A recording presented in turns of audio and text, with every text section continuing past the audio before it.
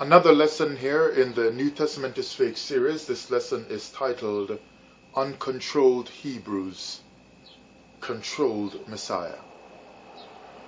Just a simple thought here as we read in the Bible, but a lot of it in the book of Judges.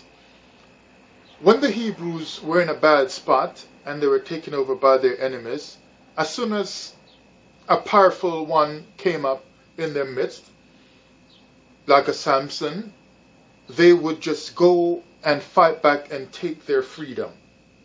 So they would lash out, they would revolt, and they didn't waste time. They were just going about it. They were going to just free themselves.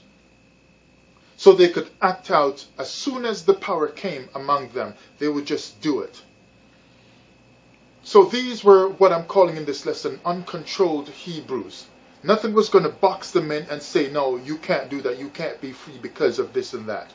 And because you've got some special teachings that telling you turn the other cheek and stuff like that. They just hit back, they fought, they got their freedom, they were free.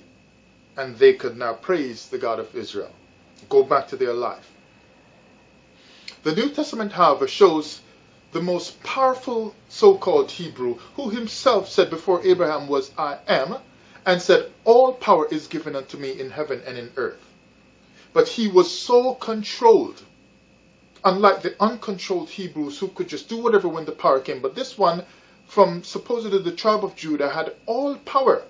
That means more power than Gideon, than Samson, than anybody ever had. All power is given unto me. But his power is so controlled, he only lashes out once in a while and still doesn't free his people. You know, like when he started whipping them in the temple and cursing them about prayer. So he's cursing them to try to keep together this house of prayer kind of operation, where there's this house is a house of prayer. My father's house should be a house of prayer, but you have made it into a den of thieves and you're selling stuff in the temple and so on. But it's just to get them to go back to a religious form of living. When the Hebrews actually got back to their religious form of living by hitting the enemy and subduing the enemy until they were free.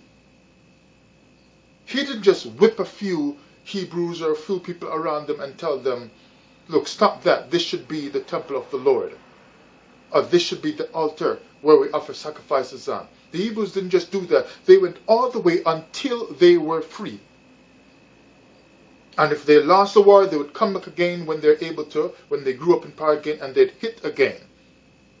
Like in 1 Samuel chapter 4, how they were dealing with the Philistines.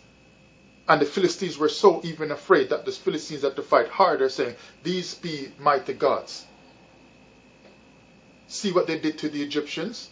So the Philistines had to fight harder in order to win against these uncontrolled Hebrews. Because whenever these uncontrolled Hebrews felt, yeah, we got enough power now to fight, enough weapons, enough manpower, enough whatever, they were not bridled by anything. They were just going to go and hit until they got their freedom.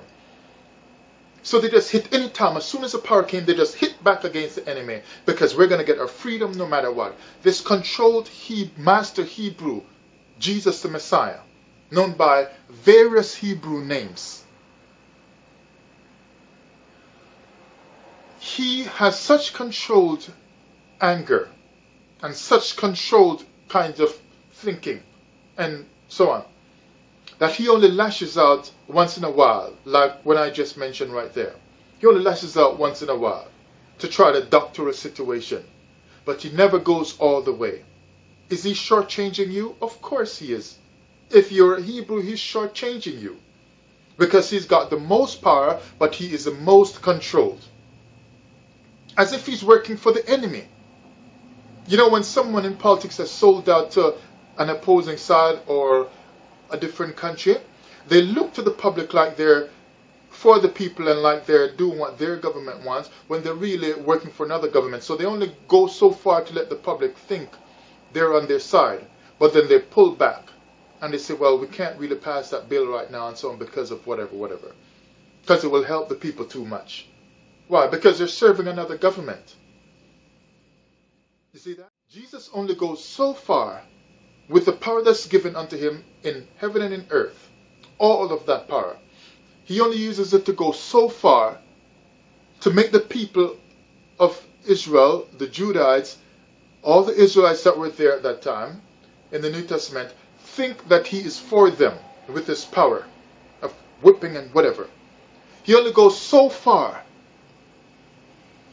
and then draws back to leave the people in a condition where the Romans could still kill a lot of them later on by leaving them in bondage so the Romans can still have power over them, until they ended up dying, a lot of them, and the rest of them committing suicide at Masada, and others of them running into Atlas Mountains and so on, and running into different parts of Africa. And even until today, they are still subdued, and the rest of us are scattered all over the earth. All power.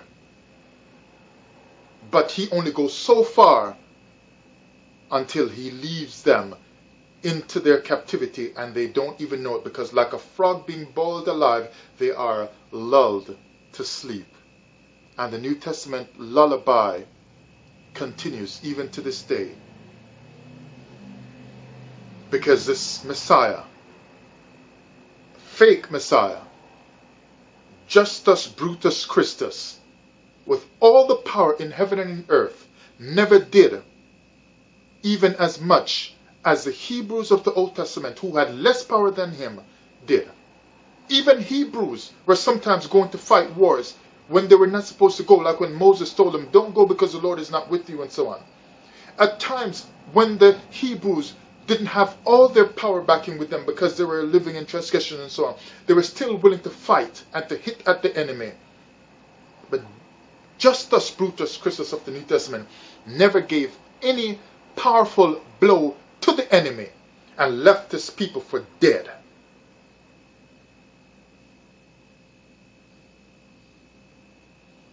Think for the first time in your life about what it means when I tell you the New Testament is fake.